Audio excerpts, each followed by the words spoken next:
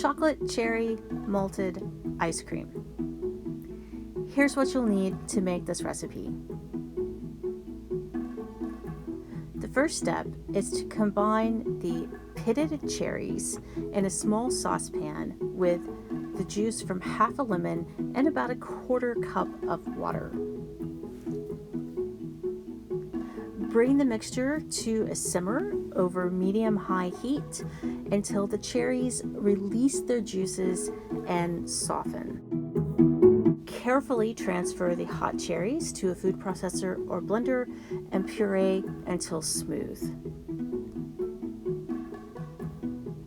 To ensure that you didn't miss any pits, pass the mixture through a sieve. Once you're sure that there are no pits mixed in with the juice and the pulp, you can go ahead and add the remaining pulp to the bowl with the juice. Add a quarter cup of sugar and stir until the sugar is dissolved. Set the pureed cherries aside and make the ice cream base. For the base, combine the heavy cream and milk and chocolate malted milk powder in a 2-quart saucepan over low heat.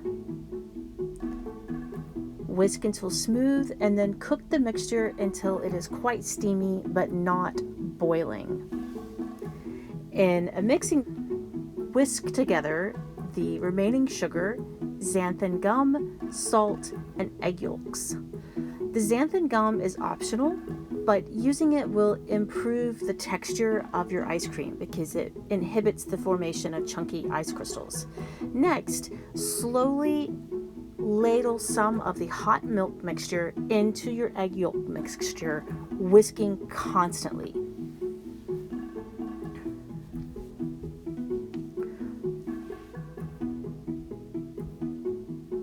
Be sure to whisk constantly.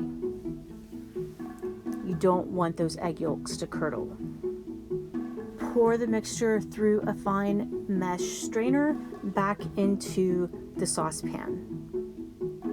Return the saucepan to low heat and cook and stir until the mixture thickens. Remove from heat and stir in the vanilla. Pour into a clean bowl.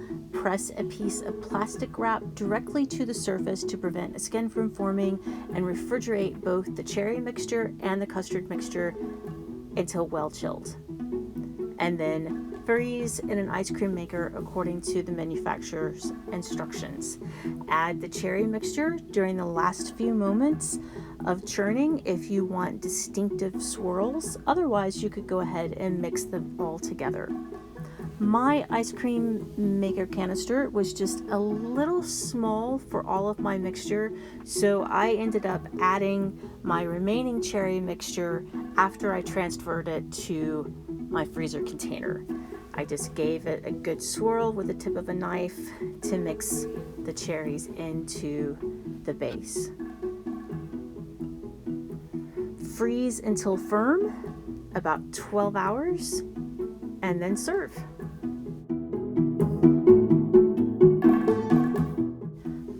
I hope you enjoyed this video. For the complete recipe and others, please visit us at arkansasonline.com/cooking.